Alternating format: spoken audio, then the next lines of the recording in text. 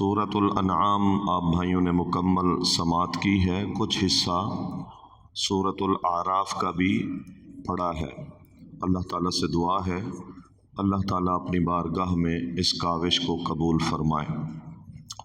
ابتدا میں اللہ تعالیٰ نے 8ویں سپارے کی ابتدا میں اللہ تعالیٰ نے کچھ لوگوں کی ہٹ دھرمی بیان کی ہے کہ ان کو اگر آسمان سے فرشتے اترتے ہوئے بھی نظر آ جائیں اور ہم مردوں سے ان کی بات بھی کروا دیں، مردے ان سے بات کرنے لگ جائیں، اور بھی بہت ساری نشانیاں اگر ہم ان کو دکھا دیں تو یہ طبی طور پر کفر پر اتنے پکے ہو چکے ہیں کہ یہ ایمان نہیں لائیں گے۔ یہ جاہل ہیں، اللہ تعالیٰ کی باتوں کو نہیں سمجھتے، اور بڑی بڑی ہم ان کو نشانیاں بھی دکھا دیں تب بھی یہ ایمان نہیں لائیں گے۔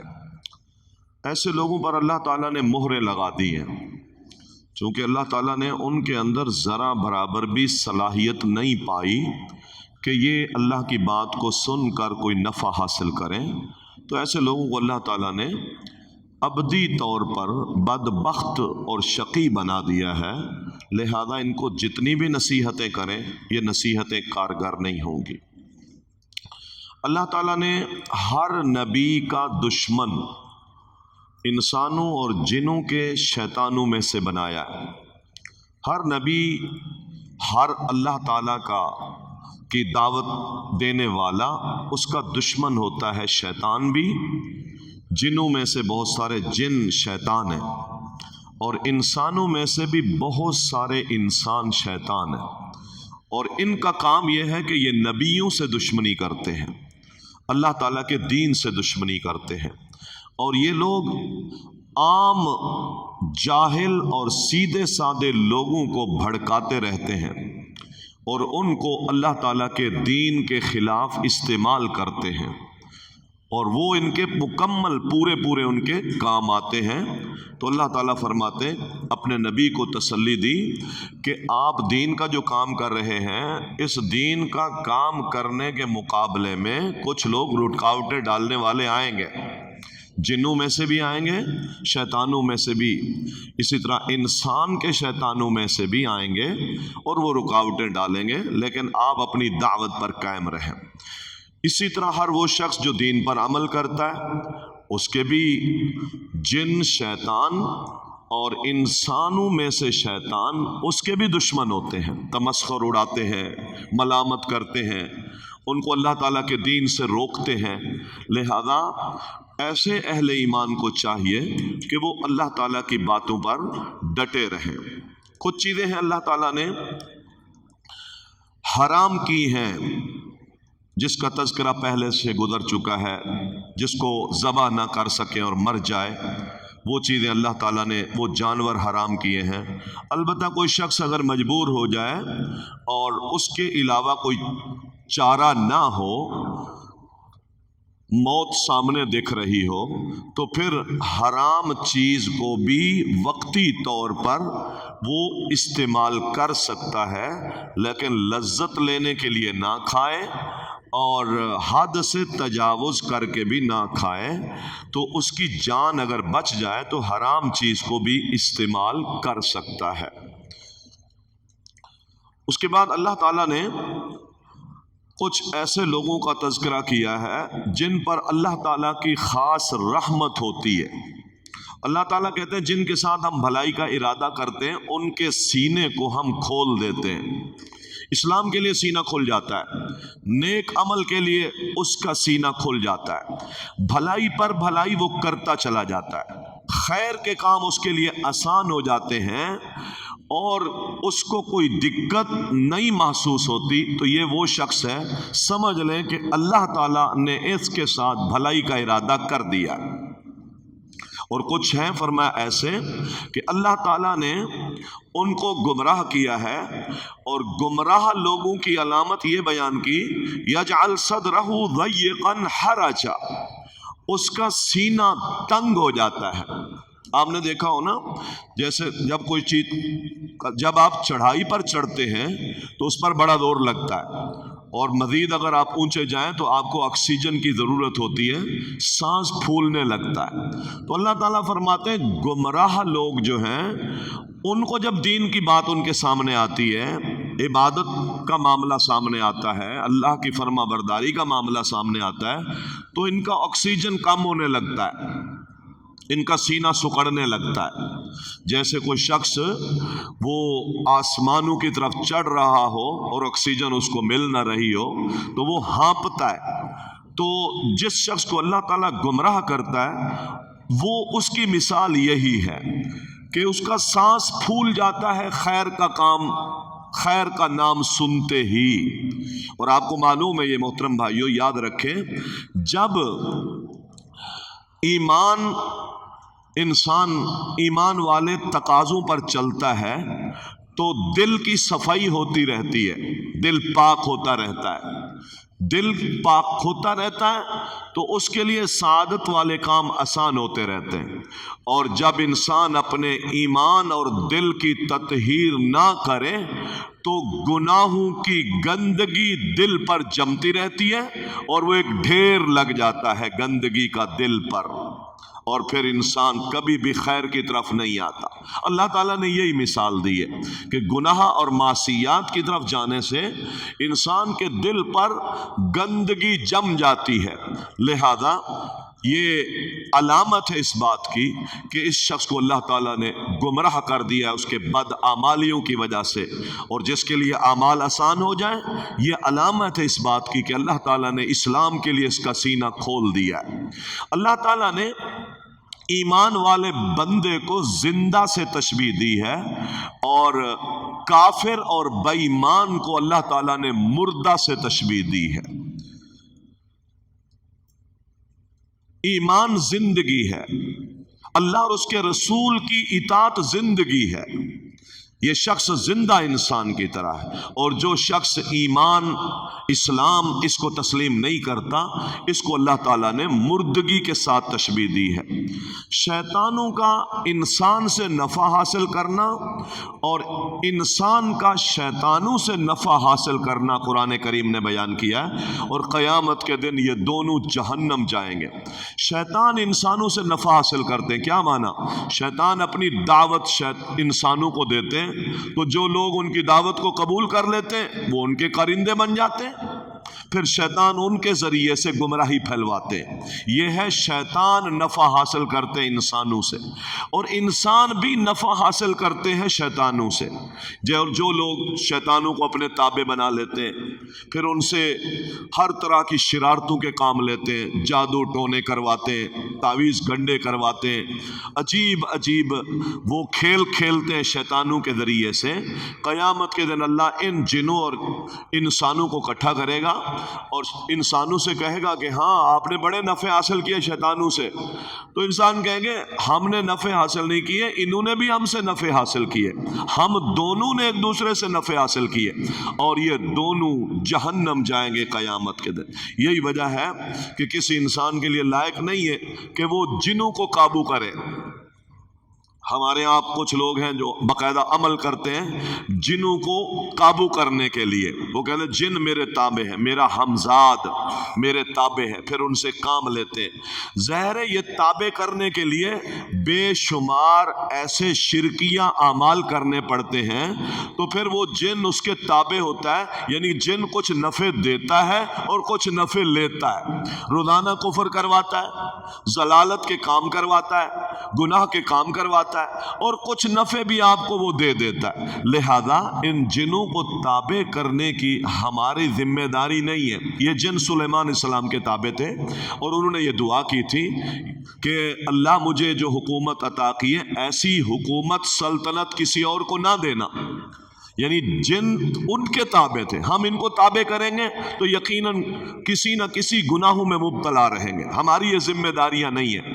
رسول اللہ صلی اللہ علیہ وسلم نے ایک جن کو پکڑ لیا، شعلہ لے کر نبی سلام نماز پڑھ رہے تھے تو وہ جن آگے بڑھ رہا تھا اور شعلہ آپ کے منہ کی طرف لا رہا تھا، آپ نے آگے بڑھ کر اس کو پکڑ لیا، اور پھر نبی علیہ الصلوۃ والسلام نے فرمایا کہ اگر میرے بھائی سلیمان علیہ الصلوۃ والسلام کی دعا نہ ہوتی کہ ان کو قید کرنا یا ان کو اپنے تابع رکھنا، یہ صرف ان کو اللہ تعالیٰ نے معجزہ دیا تھا، ہمارے لیے لائق نہیں ہے کہ ہم ان کو قید کریں یا ان کو باندھ دیں۔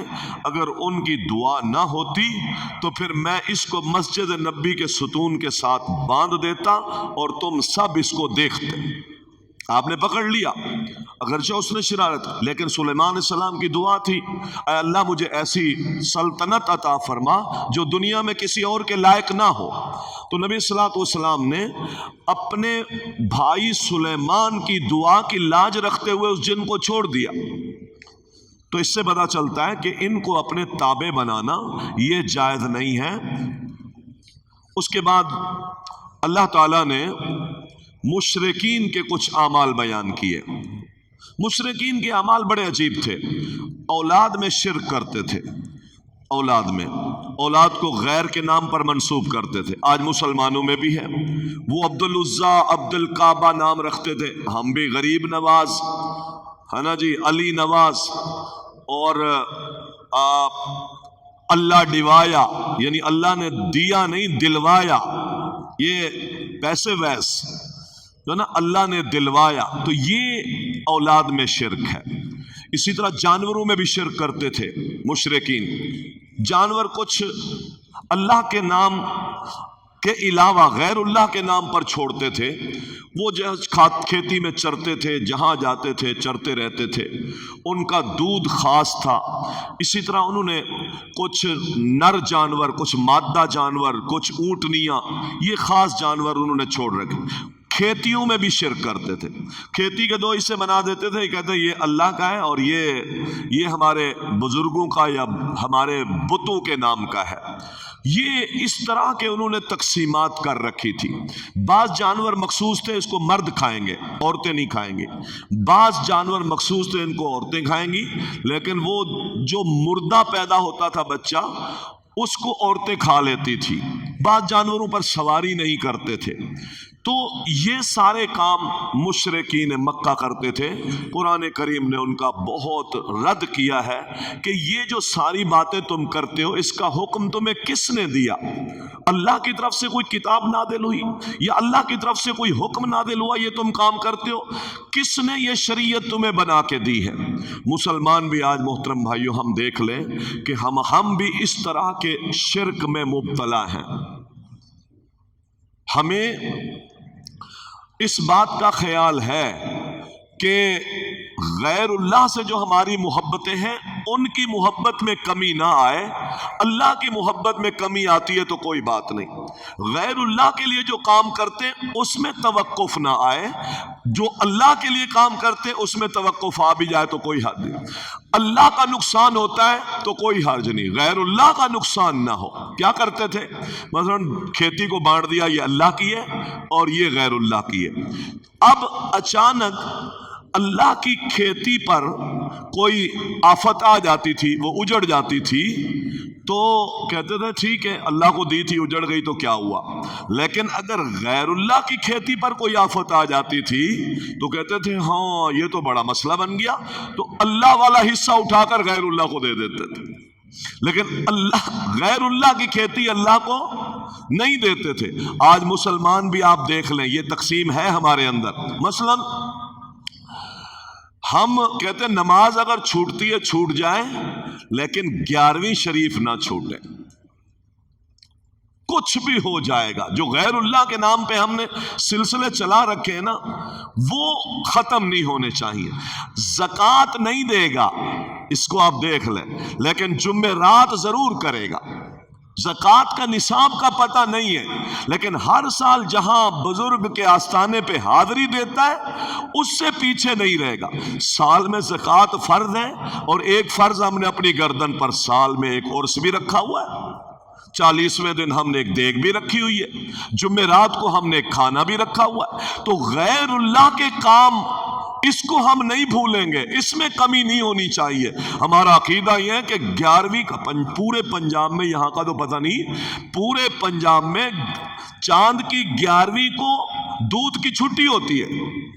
لوگ نہیں بیچتے. یہ کس کا جانور ہے؟ اس کو کس نے پیدا کیا؟ مشرکین مکہ کو زید بن نفیل ایک شخص تھا جو، تم عجیب ابراہیم کی ملت کو مانتے ہو، ابراہیم علیہ السلام کو ماننے کے دعوے کرتے ہو، اور تمہارا حال یہ ہے کہ جو بکری اللہ نے پیدا کی اس کو غیر اللہ کے لیے ذبح کرتے ہو. جو بکری گھاس کھاتی ہے وہ گھاس کس نے عطا کیا؟ وہ گھاس کون اگاتا ہے؟ کس کی زمین پر اگتا ہے؟ وہ زمین اللہ کی ہے. وہ گھاس اللہ اگاتا ہے. جس پانی سے اگتا ہے وہ پانی کون نازل کرتا ہے؟ وہ بارش کون برساتا ہے؟ لیکن اس جانور کو پکڑ کر غیر اللہ کے نام پہ ذبح کرتے ہو، اس کا دودھ غیر اللہ کے نام پہ دے دیتے ہو. وہ چیز ساری کی ساری اللہ کی ہے. ہمارے یہاں بھی مسلمان ہے، وہ کہتا نہیں 11ویں والے دن دودھ بیچوں گا تو بھینس نہ مر جائے، نقصان نہ ہو جائے، اور فرضی زکوٰۃ کا خیال نہیں ہے، جو اللہ تعالیٰ نے فرائض رکھے اس کا خیال نہیں ہے. تو یہ بھی ایک صفت خصلت ہے وہ جو مشرکین مکہ میں تھی، آج یہ خصلت مسلمانوں میں بھی ہے. اللہ کے حق کو پہچاننا چاہیے. اللہ تعالیٰ نے میرے اوپر کیا ذمہ داریاں رکھی ہیں، تو اللہ تعالیٰ نے اس بات کو بیان کیا. اگلی باتوں میں اللہ تعالیٰ نے یہود و نصارہ کی ایک خصلت کو بیان کیا. اللہ تعالیٰ نے بہت ساری چیزیں ان پر حرام کی تھی. مثلا گائے بکری کی چربی ان پر حرام کی تھی، اونٹ کا گوشت اللہ تعالیٰ نے ان پر حرام کیا تھا. تو انہوں نے کیا کیا؟ انہوں نے چربی اللہ نے حرام کی تو انہوں نے چربی کو پگھالا. چربی کو پگھالنے کے بعد اس کا تیل بنایا اور تیل کو بیچ کر اس کے پیسے کھا گئے. رسول اللہ صلی اللہ علیہ وسلم نے فرمایا اللہ تعالیٰ قاتل اللہ الیہود، اللہ یہودیوں پر، قاتل اے لعنا، اللہ یہودیوں پر لعنت کرے، ایک معنی یہ، یا اللہ یہودیوں کو برباد کرے. اللہ تعالیٰ نے ان پر چربی حرام کی تھی اور انہوں نے وہ چربی پگھال کر اس کا آئل بنا کے اس کی قیمتیں کھا گئے. یہ ہے ہیلا یہودیوں کا. اس ہیلے کی وجہ سے اللہ تعالیٰ نے ان پر لعنت فرمائی. آج یہ ہیلے ہمارے مسلمانوں میں بھی بہت ہیں. ہم سود کا کاروبار تو نہیں کرتے، لیکن 240 گز کا نیچے والا پلاٹ ہم نے وہ بینک کو دے رکھا ہے، کرایہ ٹائم پہ مل جاتا ہے. تو بینک سود کے کاروبار کے لیے آپ نے رینٹ پہ جو دے رکھا ہے پلاٹ، سود تو میں نہیں کھاتا، لیتا دیتا، میں کاروبار اپنا بڑا حلال کرتا ہوں، لیکن جگہ میں نے بینک کو دے رکھی ہے. شراب تو میں نہیں پیتا، لیکن سپلائی کرتا ہوں غیر ملکوں میں شراب کی. سگریٹ تو میں نہیں پیتا، لیکن سگریٹ والوں سے ایک ایجنسی خرید رکھی ہے. فحاشی اریانی بےایمانی بدکاری تو میں نہیں کرتا، لیکن وی سی آر کی دکان اور گانے اور ٹیپ ریکارڈ، یہ سلسلے چل رہے ہیں میرے. یہ ہے ہمارے ہیلے. ہم ہیلوں سے گناہ کر رہے ہیں. یہی ہیلا تھا ان کا بھی. کتنے ہیلے ہیں جس کو حرام چیزوں کو ہم نے حلال بنایا. بہت سارے ہیلے جو ہماری مارکیٹوں میں چل رہے ہیں، ہمارے کاروبار میں چل رہے ہیں. ہیلوں کے ساتھ ہم مال کما رہے ہیں، حرام کو حلال قرار دے رہے ہیں اور حلال کو حرام قرار دے رہے ہیں. یہ ہیلے اللہ تعالیٰ نے بیان کیے. یہ ہیلے کون کرتے تھے؟ یہودی کرتے تھے. اور رسول اللہ صلی اللہ علیہ وسلم نے ان کو بد دعا دی کہ نہیں ایسا نہ کرو. اس سے اگلی آیتوں میں اللہ تعالیٰ نے یہ بتایا کہ آؤ جو چیزیں میں نے تم پر حرام کی ہیں، جو چیز تم پر حرام کی ہے، وہ مردار جانور جو مر جائے، ذبح نہ ہو سکے، جس پر اللہ کا نام نہ لیا جائے، یہ چیزیں تم پر حرام ہیں. اور سب سے بڑی چیز جو تم پر حرام ہے وہ ہے اللہ کے ساتھ شرک کرنا. یہ اللہ تعالیٰ نے تم پر حرام کیا. اولاد کے بارے میں اللہ تعالیٰ نے نصیحت کی، اپنی اولاد کو مفلسی کے ڈر سے قتل نہ کرو. یعنی پیسہ تو ہے لیکن اولاد زیادہ ہو گئی تو یہ دولت ختم ہو جائے گی، کہاں سے پالیں گے. ایک یہ ہے کہ ہے ہی مفلسی، दोनों एतबार से औलाद को कत्ल ना करो। हमारे मुआशरे में आज देख लें, बर्थ कंट्रोल, चाबी, वो चाबी वाली गोली, और हमारी टीमें, सही है ना जी, 2 बच्चे ही अच्छों के नारे, और वो यूरोप वाला माहौल। आज वो 2 बच्चे ही अच्छे, उनके ज़रा तहजीबों से पूछ के देखें कि आज हाल क्या है। आज उनकी नस्लें घट गई है। मोहतरम भाइयों, अल्लाह ताला कहते हैं नहनु नर्ज़ुकुकुम व इय्याकुम। ये 2 बच्चे अच्छे का जो नज़रिया है ये कुफरिया नज़रिया है, अल्लाह के मुकाबिल एक निज़ाम खड़ा करने का नज़रिया है। जिसको अल्लाह ताला पैदा करता है उसके हाथ भी लगाता है, उसको दिमाग भी देता है, उसको आंखें भी देता है। अल्लाह कहता है जब मैं ये सारी चीज़ें देता हूँ तो रिस्क भी देता हूँ, रिस्क भी मैं देता हूं, तुझे भी मैं देता हूं, और जो पैदा हुए उनको भी रिस्क मैं देता हूं। तू तरबियत इसकी अच्छी कर। और यही वजह है हमारे मुल्कों की सतह पर यह नारा लगता है, नहीं नहीं तरबियत जब हम कर नहीं सकते, आबादी मसाइल बन जाते हैं, हालात बिगड़ जाएंगे, कैसे संभालेंगे, ज़राए आमदनियाँ कमज़ोर हैं, मईशत कमज़ोर है, आबादी बढ़ती जा रही है, बेड़े गर्क हो गए, लिहाजा 2 बच्चे ही अच्छे। और अगर 2 ही बच्चे हुए और दोनों कमीने निकले फिर क्या होगा? फिर सारी जिंदगी बुढ़ापे तक आंसू बहाता रहे। 5-10 हूं, एक आध कमीना भी निकल जाए, बाकी तो खिदमत करेंगे, और सारे अच्छे निकल गए तो आपका बुढ़ापा बहुत अच्छा गुजरेगा। और रिस्क का मामला क्या समझते हैं कि जब से ये दुनिया बनी है अल्लाह ताला जमीन से मुस्तकिल खजाने निकाल रहा है। कितने जराए हैं अल्लाह ताला पैदा कर रहा है जमीन से। एक मोबाइल ये मुसीबत निकला है, एक मोबाइल आप देख लें, इसके साथ करोड़ों लोगों की रोजियां जुड़ गई है। एक मोबाइल, एक चीज इजाद होती है, करोड़ों लोगों की रोजियां जुड़ जाती है। तो मोहतरम भाइयों, ये जो हमारी सोच है कि खिलाएंगे कहां से, रब ने इसकी नफी की है। बर्थ कंट्रोल भी हराम है, याद रखें। हमारे मुआशरे में बाकायदा इसका एक माहौल चलता है, और ये सारी चीज़ें अल्लाह ताला ने नफ़ी की और फरमाया इसी तरह नाप तोल में कमी ना करो। ये कौम शुएब का वतीरा था, बर्बाद हो गई। नाप के देना तो कम, लेना तो पूरा, नाप तोल में कमी करना। जो कौम नाप तोल में कमी करती है अल्लाह ताला उसकी मईशत कमज़ोर कर देता है। जो लोग अहद व पैमा में कमी करती है अल्लाह ताला उस पर अपने दुश्मन मुसल्लत कर देता है। जो लोग फहाशी उरियानी की तरफ माइल होते हैं अल्लाह ताला उस कौम के अंदर मौतें नादिल कर देता है। अल्लाह ताला ऐसी कौमों में ऐसी ऐसी बीमारियां फरमाया नादिल कर देता है जो बीमारियां ना तुमने सुनी होंगी ना तुम्हारे आबा व अजदाद ने सुनी हूं। इस बात से भी अल्लाह ताला ने मना फरमाया कि नाप तोल में कमी ना करो, वादे को पूरा करो, यतीम के माल को ना खाओ, इल्ला ये के तरीका अहसन हो। यतीम का माल, यतीम आपकी परवरिश में है, आप उसका माल ना खाएं। अल्लाह ताला ने आपको अपना माल दिया है तो फिर ना खाएं।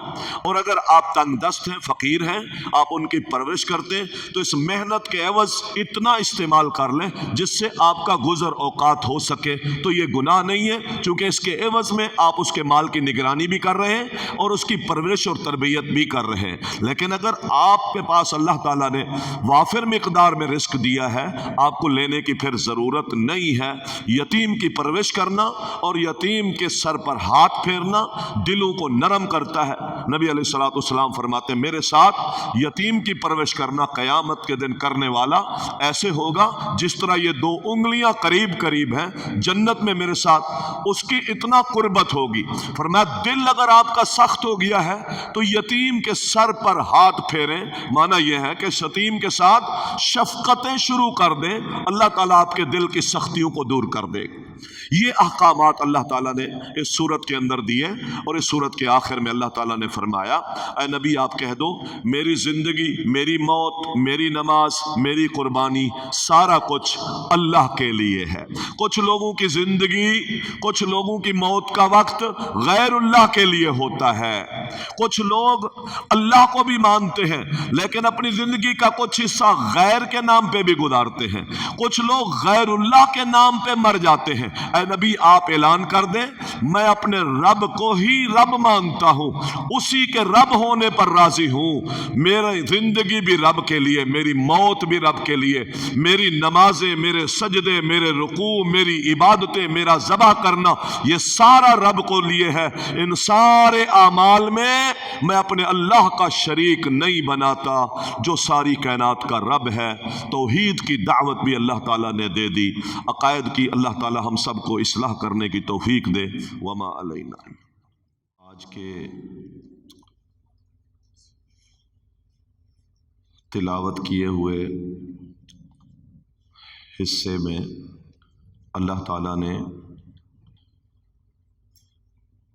قرب قیامت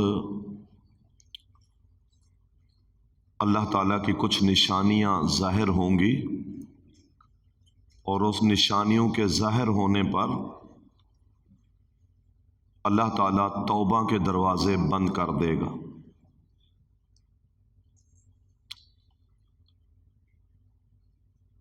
قرب قیامت رسول اللہ صلی اللہ علیہ وسلم فرماتے ہیں کہ جب دجال نکل آئے گا اور مشرق سے سورج نکلنے کی بجائے مغرب سے نکلے گا، اور زمین سے ایک جانور نکلے گا جو لوگوں سے بات کرے گا۔ یہ 3 نشانیاں ہیں، یہ اللہ تعالیٰ کی خاص نشانیاں ہوں گی، یعنی قیامت قائم ہونے والی ہے۔ دجال کا آنا، زمین سے ایک جانور کا نکلنا جو لوگوں کو تنبیہ کرتا پھرے گا کہ تم اللہ تعالیٰ کی آیات پر ایمان کیوں نہیں لاتے، اور سورج کا مشرق کی بجائے مغرب سے نکلنا۔ اب سورج اگر مغرب سے نکلے گا تو تھوڑی دیر بعد جانور نکل آئے گا، یا جانور پہلے نکلے گا تو تھوڑے عرصے بعد، تھوڑی دیر کے بعد سورج مغرب سے نکل آئے گا۔ یہ پے در پہ نشانیاں ہوں گی۔ جب یہ نشانیاں ظاہر ہو جائیں گی تو اللہ تعالیٰ ارشاد فرماتے ہیں لا ينفع نفسا ایمانھا، پھر کسی شخص کا ایمان اسے نفع نہیں دے گا۔ اس میں 2 باتیں، ان نشانیوں کے آ جانے پر اگر کوئی کافر مسلمان ہونا چاہتا ہے اور ایمان لانا چاہتا ہے تو اس کا ایمان قبول نہیں کیا جائے گا۔ اب دجال نکل چکا، اب سورج مغرب سے نکل چکا، اب زمین سے جانور نکل چکا، اب ایمان لانا چاہتے ہو تو اب ایمان قبول نہیں۔ کافر ایمان لانا چاہے گا تو اس وقت ایمان قبول نہیں ہوگا۔ بد عمل اب عمل کرنا چاہے گا تو عمل قبول نہیں ہوگا۔ اللہ اکبر۔ اسی طرح گناہگار اپنے گناہوں کی توبہ کرنا چاہے گا تو اس کی توبہ بھی قبول نہیں ہوگی۔ ان نشانیوں کے ظاہر ہونے کے بعد توبہ کے دروازے بند ہو جائیں گے، عمل کا دروازہ بند ہو جائے گا، اللہ تعالیٰ کی طرف رجوع کا دروازہ بند ہو جائے گا۔ بس وہ لوگ جو خوش نصیب ہوں گے، پہلے سے مومن ہیں یا پہلے سے عمل صالح کر رہے ہیں یا پہلے سے توبہ کر رہے ہیں، انہی کی توبہ قبول ہوگی۔ از سر نو نہ کسی کا ایمان قبول ہوگا، نہ کسی کا رجوع قبول ہوگا، نہ کسی کی توبہ قبول ہوگی۔ رسول اللہ صلی اللہ علیہ وسلم کا فرمان بھی ہے کہ اللہ تعالیٰ نے جامع ترمذی میں بندے کے لیے توبہ کا دروازہ کھول دیا ہے، یہاں تک کہ اس کی جان نرخرے میں آواز پیدا کرے، ما لم یغرغر، جب تک نرخرے میں سانس آ کر پھنس کر آواز پیدا نہیں کرتی اس وقت تک بندے کے لیے یہ چانس، اس کا دروازہ اللہ تعالیٰ نے کھول رکھا ہے کہ تو اپنے گناہوں پر نادم ہو جا، شرمندہ ہو جا، رب کی بارگاہ میں آ کر اپنی پیشانی جھکا دے، اپنے اللہ سے تعلق کو ٹھیک کرنے کی کوشش کر، امید رکھ، بلکہ پر امید ہو، اللہ تعالیٰ تیرے سارے گناہ معاف کر دے گا۔ لیکن شرط یہ ہے موت کا منظر، موت کی کیفیت اپنے سامنے دیکھنے سے پہلے یہ بہت بڑا چانس ہے۔ موت کے آثار دیکھ رہے، روح گلے میں پھنس رہی ہے، اب توبہ کر رہا ہے؟ نہیں۔ اب ایمان لا رہا ہے؟ نہیں۔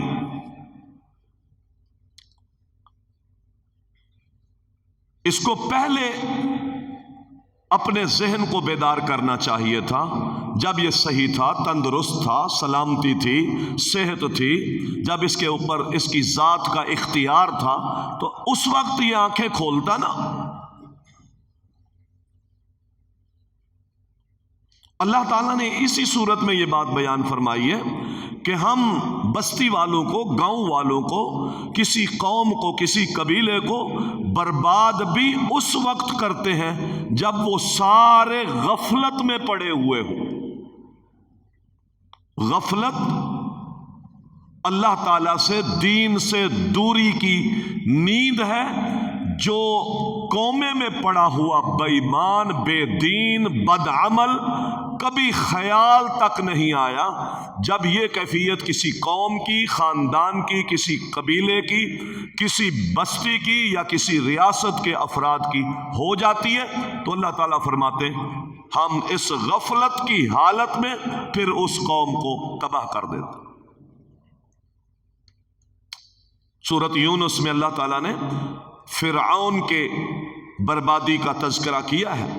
اس نے بھی بڑی شوخی ماری، بڑا تکبر کیا، دولت، سلطنت، مال کی خرناسیت کے زوم میں اس نے اللہ کے پیغمبر، اس کی بات کو حقیر سمجھا، گھٹیا سمجھا، بے تکی سی باتیں سمجھی، اور اس کے مقابلے میں اپنی سلطنت پر غرور کیا، تکبر کیا، ضد پر اڑ گیا۔ دنیا ایک کفر کا سرگنا تھا، ہوش کے ناخن نہیں لیے، باوجود اس کے کہ دلائل ثابت کیے گئے، وقت کے پیغمبر کے معجزے دیکھے، اور پھر مناظرانہ کیفیت میں بھی ہار گیا، لیکن استہزاء کیا، مذاق کیا۔ آخر کار اللہ تعالیٰ نے جب دیکھا اب طبعاً اس کے دل میں کفر جان گزی ہو چکا ہے اور سیدھی راہ کی طرف آنے کی کوئی سمت، کوئی چانس باقی نہیں ہے، تو اللہ تعالیٰ نے سمندر میں جب غرق کیا، غوطے کھا رہا تھا، اور پھر ہوش کے ناخن سامنے آنے لگے، بیداری آئی کہ میں تو غلطی پر تھا، لیکن چونکہ موت کے آثار تھے، کہنے لگا میں اب ایمان لایا ہوں جس پر بنی اسرائیل ایمان لائے۔ اللہ نے کہا الآن وقد عصیت، اب ایمان لاتا ہے۔ اس سے پہلے تو ساری نافرمانیاں کرتا تھا، موت کو دیکھ کر ایمان لاتا ہے؟ نہیں، قبول نہیں ہے۔ موت کو دیکھ کر ایمان، توبہ قبول نہیں۔ تو یہ جو تین نشانیاں ہیں، یہ بھی حقیقت میں دنیا کا خاتمہ ہے اور قیامت کی شروحات ہے۔ تو قیامت کی جب شروحات نظر آ گئی، اب اگر کوئی ایمان لاتا ہے تو اللہ اس کا ایمان قبول نہیں کرے۔ تو یہ بھی ایک بہت بڑا چانس ہے کہ ہم محترم بھائی صحت میں، تندرستی میں، فراغت میں، ہوش و حواس میں ہیں، اللہ تعالیٰ نے اعضاء صحیح سالم بنائے ہیں، تو ہم اپنے رب کی طرف رجوع کریں اور توبہ کا دروازہ جو کھلا ہوا ہے اس سے خوب فائدے اٹھائیں۔ اللہ تعالیٰ سے مانگنا ہے، اس کے غلام ہیں، اس کے نوکر ہیں، تو اس سے مانگنے میں کوئی ہچکچاہٹ نہ کریں، غفلت نہ دکھائیں، سستی نہ کریں، اللہ سے مانگیں۔ اللہ کہتے ہیں اے لوگوں جنہوں نے اپنے نفسوں پر ظلم کیا ہے، سابقہ زندگی وہ بھری پڑی ہے گناہوں سے، نافرمانیوں سے، اللہ تعالیٰ کی بغاوتوں سے، زندگی کے اندر بڑی کال کے ہیں، فلا لا تقنطوا من رحمت اللہ ان اللہ یغفر الذنوب جمیعا۔ مایوس نہ ہو، جس مالک کے در پہ آیا ہے اس کے اپنی کوئی ضرورتیں نہیں ہیں، اس کی رحمتیں تیرے لیے ہیں، اس کی جنت تیرے لیے ہے، وہ فارغ ہے، وہ تجھے بلاتا ہے، وہ تجھے بخشنے کے لیے آواز دیتا ہے۔ مایوسیاں آنکھوں کے سامنے یہ ختم کر دے، غفلتیں دور کر دے، سارے گناہ معاف کر دوں گا، تو آ جا، سارے معاف کر دوں۔ चांस है ना। तो अल्लाह ताला ने कहा कि नहीं, इससे पहले अगर लम तकुन आमनत मिन क़ब्ल औ कसबत फी ईमानिहा खैरा, अगर इससे पहले ईमान में कोई खैर इसने जमा नहीं की थी, तो ये क़यामत की शुरुआत जब हो जाएंगी फिर किसी भी हालत में उसका कोई अमल साले, उसका ईमान, उसकी तौबा हम कबूल नहीं करें। तो ये अल्लाह ताला तंबीह कर रहा है। इसी तरह मोहतरम भाइयों, ये जिंदगी भी एक चांस है, जब तक है तो इससे हम कोशिश करें कि अल्लाह ताला की तरफ रुजू रखें, अल्लाह ताला की तरफ गिरियाजारी और इनकिसारी के साथ जिंदगी गुजारें। अगली बात में अल्लाह ताला इरशाद फरमाते हैं, ऐ नबी, जमीन में अक्सरियत जो है वो जाहिल है, आपने अक्सरियत की पैरवी नहीं करनी, आपने हक की पैरवी करनी, आपने दलील की पैरवी करनी।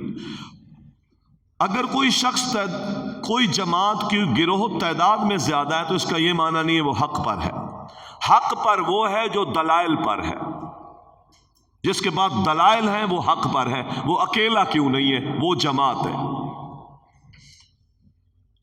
और कसरत हक का नाम नहीं है। अल्लाह ताला ने कसरत की मुदम्मत की है, पर मैं कसरत कसीर लोग गुमान की पैरवी करते हैं, दलील की पैरवी नहीं करते। कसीर नाशुक्रे हैं, व कलील मिन इबादिया शुकुर, और बहुत थोड़े बंदे हैं जो शुक्रगुजार हैं। कलील अम्मा तुमिनून, ईमान वाले थोड़े हैं।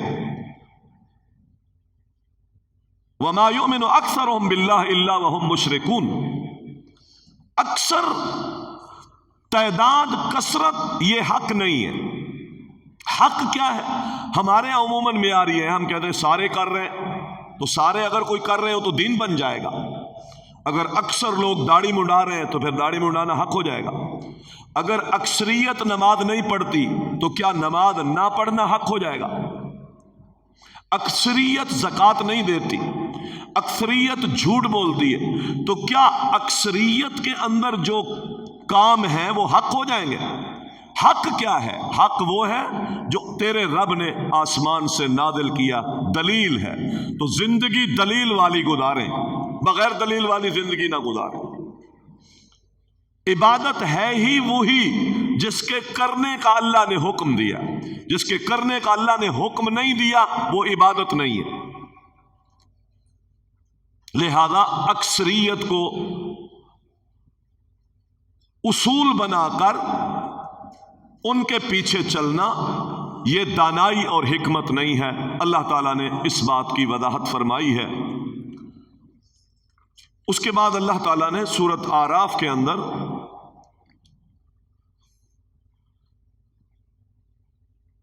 ऐ लोगों, उस चीज की पैरवी करो जो तुम्हारे रब ने तुम्हारी तरफ नाजिल किया है, और उसको छोड़कर किसी दूसरे वलियों की, दोस्तों की पैरवी ना करो। औलिया की पैरवी, औलिया का माना दोस्त होता है, औलिया का माना बड़ा होता है, औलिया का माना सरदार होता है।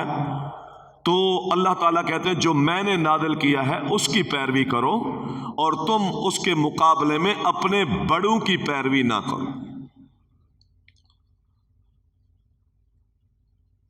अल्लाह ताला फरमाते इसी तरह हमारे अजाब के सिलसिले जो गाफिल कौमें थी उन पर आन पड़े। किसी पर दोपहर के वक्त अदाब आया, किसी पर वो कैलूला कर रहे थे उस वक्त अदाब आया, हमारी पकड़ आई, आजमाइशें आई। ये सारी आजमाइशें इसलिए थीं कि ये अपने रब की तरफ रुजू करें। और क़यामत का दिन बरहक है, उस दिन सिर्फ हक का वजन होगा। जो चीज हक होगी उसका वजन होगा, जो चीज ना हक होगी उसका वजन नहीं होगा। क़यामत के दिन आमाल का वजन होगा। भाई आपको बाजार में वो चीज मिलती है जिस पर आप करेंसी देते हैं जो राइज है मुल्क के अंदर। अगर आप वो करेंसी नहीं देते, आप उसी जैसा नोट छाप कर दे देते हैं तो चीज नहीं मिलती। آپ کو رائج کرنسی پر اصل مال ملتا ہے، تو آپ کو جنت، آپ کا جو اصل مال ہے وہ آپ کو اصل کرنسی پر ملے گا، یعنی آپ کے پاس وہ عبادت ہو جس کے کرنے کا اللہ نے حکم دیا اور جس پر رسول اللہ صلی اللہ علیہ وسلم نے ایک طریقہ سکھا دیا، اس کا وزن ہوگا قیامت کے دن۔ ایک معنی تو یہ ہے، جو نیکی ہوگی اس کا وزن ہوگا، جو نیکی نہیں ہے اس کا وزن نہیں ہے۔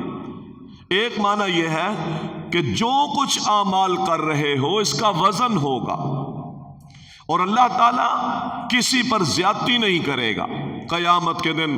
ایک نیکی میں نے کی ہے اور وہ میرے اعمال میں نہیں ہے، نامہ اعمال میں مل نہیں رہی، یہ بھی ناممکن ہے، اور ایک گناہ میں نے نہیں کیا اور وہ میرے نامہ اعمال میں لکھا ہوا ہے، یہ بھی ناممکن ہے۔ کسی پر کوئی ظلم، زیادتی قیامت کے دن اللہ تعالیٰ فرماتے نہیں ہوگی۔ شیطان کا تذکرہ کیا، شیطان فرشتوں میں شامل تھا لیکن فرشتہ نہیں تھا۔ اللہ تعالیٰ نے فرشتوں کو سجدے کا کہا تو شیطان کو بھی سجدے کا کہا۔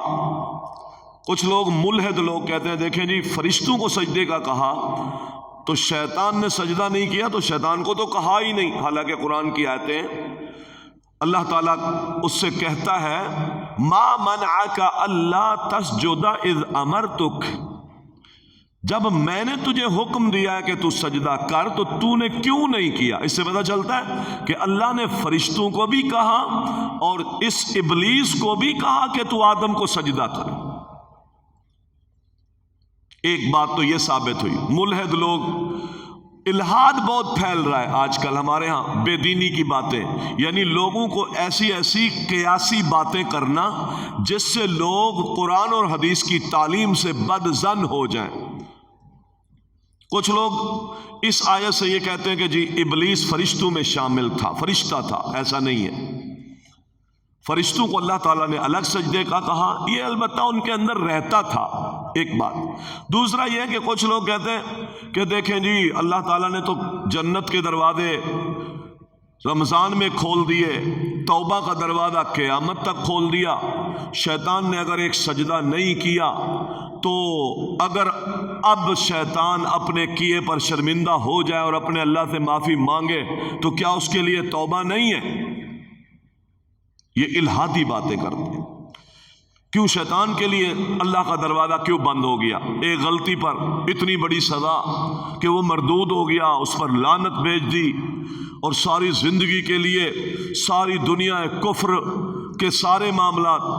بعض لوگ تو کہہ دیتے ہیں شیطان نے کون سا شرک کیا تھا؟ اللہ کی نافرمانی تو کی تھی، شرک کون سا کیا؟ کفر کیا تھا۔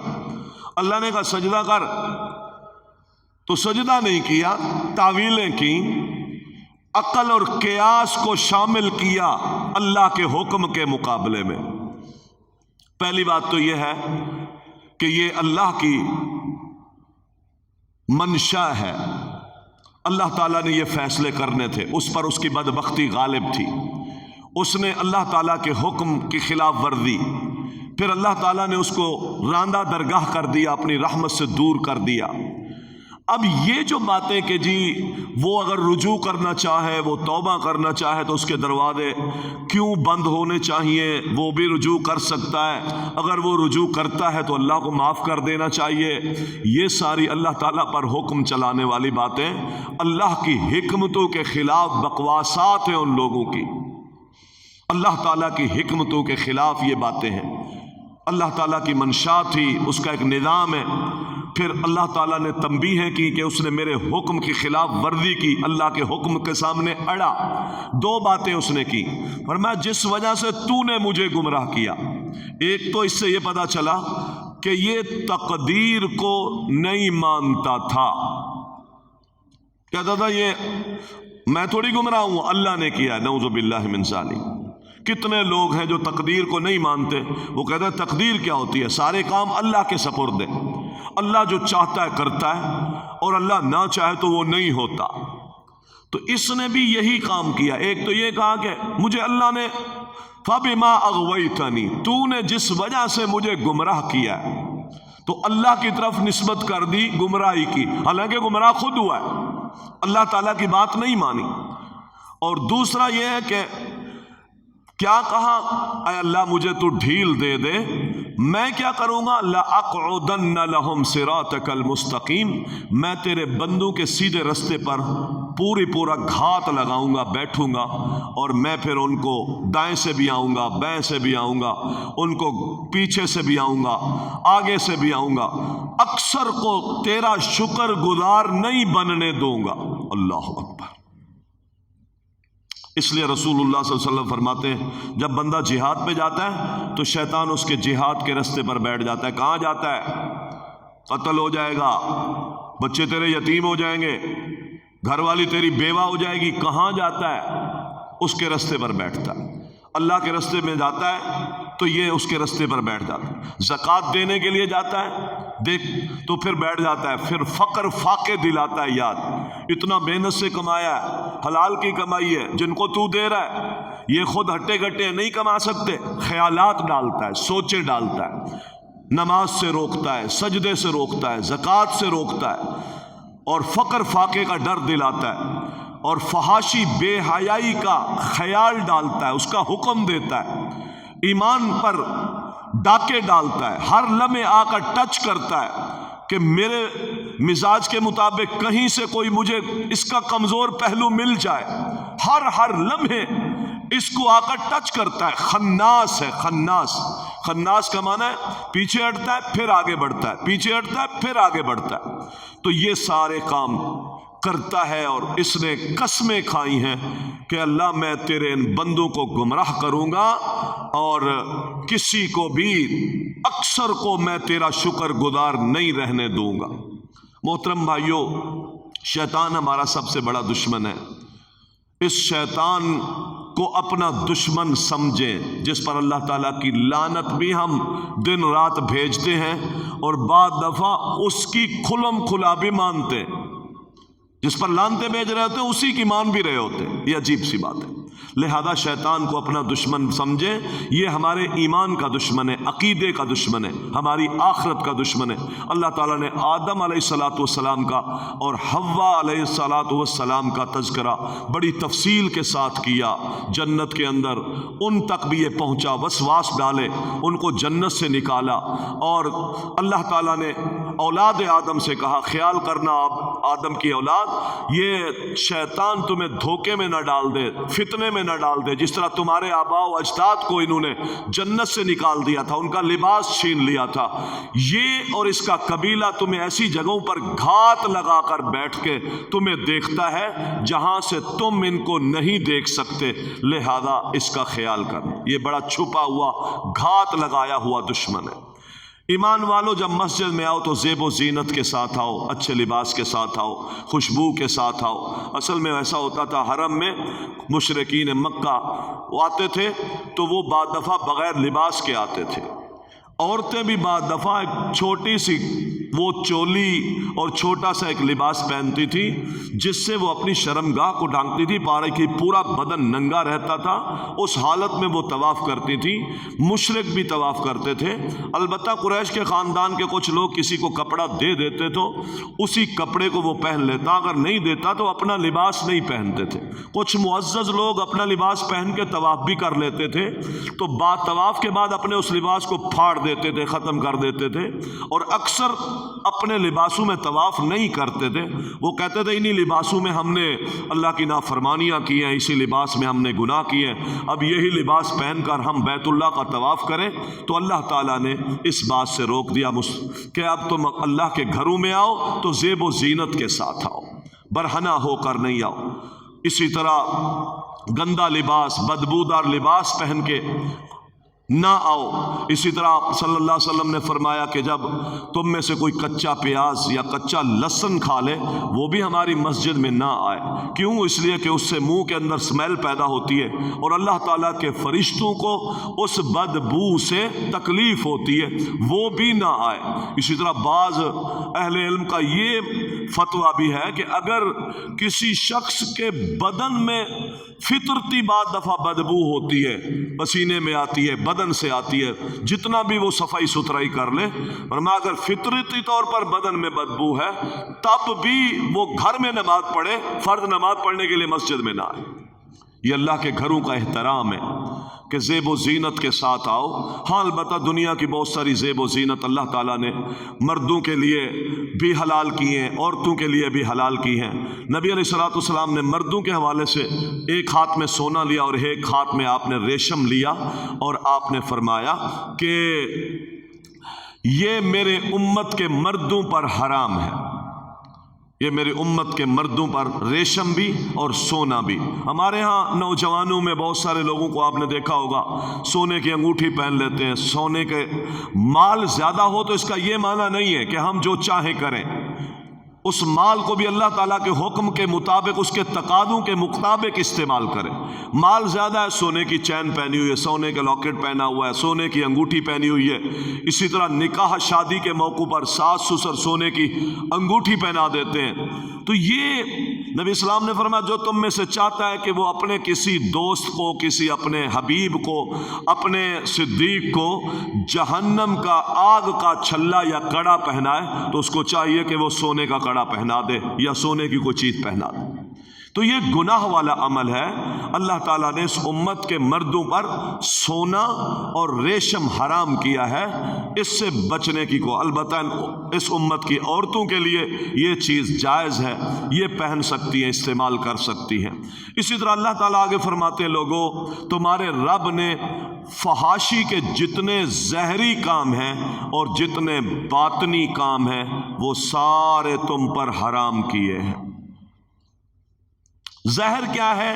ہاتھ، پاؤں، زہر آنکھیں، زہر گفتگو ہے، زہر کان ہے۔ کانوں سے زہری گانے سن رہا ہے، آنکھوں سے بد نظری کر رہا ہے، اسی طرح زبان سے گندی باتیں نکال رہا ہے، ہاتھوں سے زہری گناہ کے کام کر رہا ہے، یہ بھی حرام ہے۔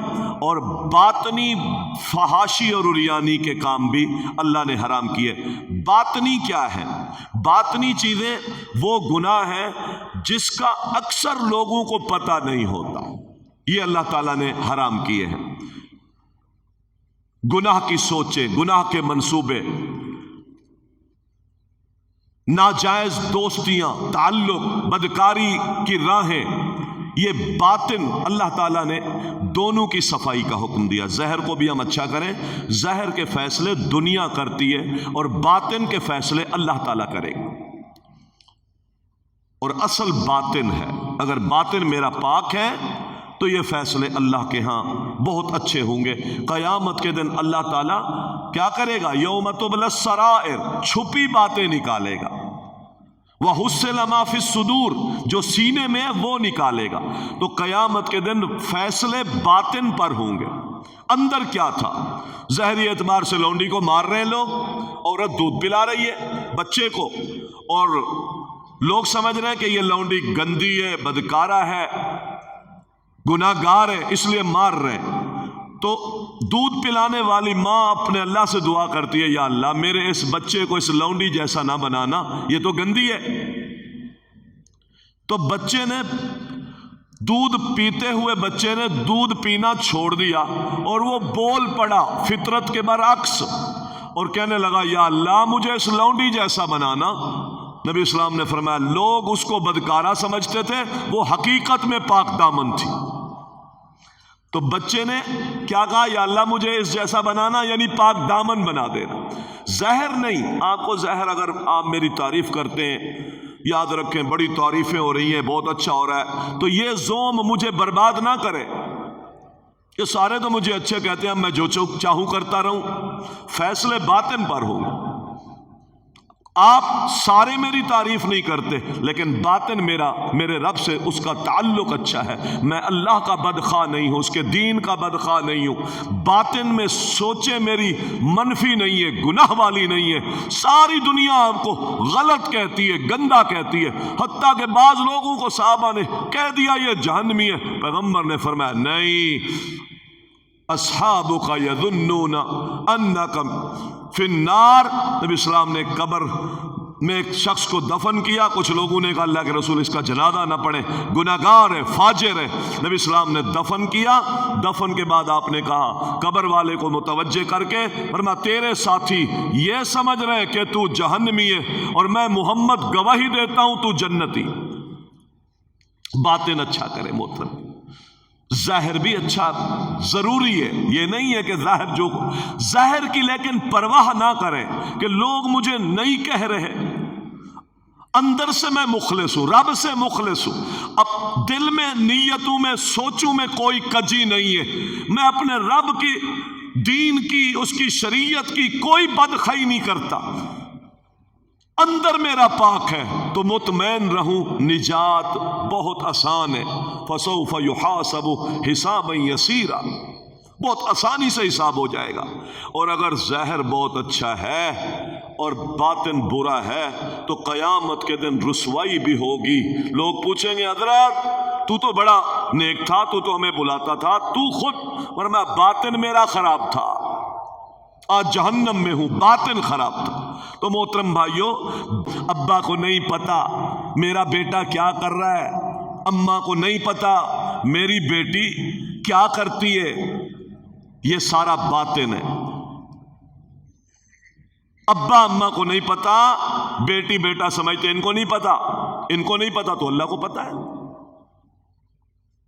کردار بن رہا ہے باطن پر، وہی سلوک ہوگا، وہی آسانیاں ملیں گی، وہ رحمتیں ملیں گی جو باطن میں ہوں گی۔ ظاہر میں تو یوسف کے بھائی روتے ہوئے آئے تھے لیکن باطن خراب تھا، اندر ابا کو نہیں پتا تھا، ظاہری رو رہے تھے، آنکھوں سے آنسو بہا رہے تھے، باطن خراب تھا، اندر کی سوچیں خراب تھی، تو جھوٹ بولتے رہے، دھوکہ دیتے رہے، غلط بیانی کرتے رہے۔ ایک بنیاد اندر کی سوچ ٹیڑھی ہوئی ہے، باپ کو دھوکہ دینا شروع کر۔ جب اندر خراب ہوتا ہے تو محترم بھائیوں گناہوں کی راہیں پھر انسان ڈھونڈتا رہتا ہے اور اس کے لیے وہ راہیں آسان ہوتی رہتی ہیں اور آخری نتیجے ذلتیں نکلتی۔ لہذا ہم اپنے باطن کو پاک کریں، باطن کو اچھا کریں۔ اللہ تعالیٰ نے ظاہری گناہ اور باطنی گناہ اس امت پر حرام کیے ہیں۔ اللہ سے دعا ہے رب العالمین ہمیں دین سمجھنے اور اس کے مطابق عمل کرنے کی توفیق عطا فرما۔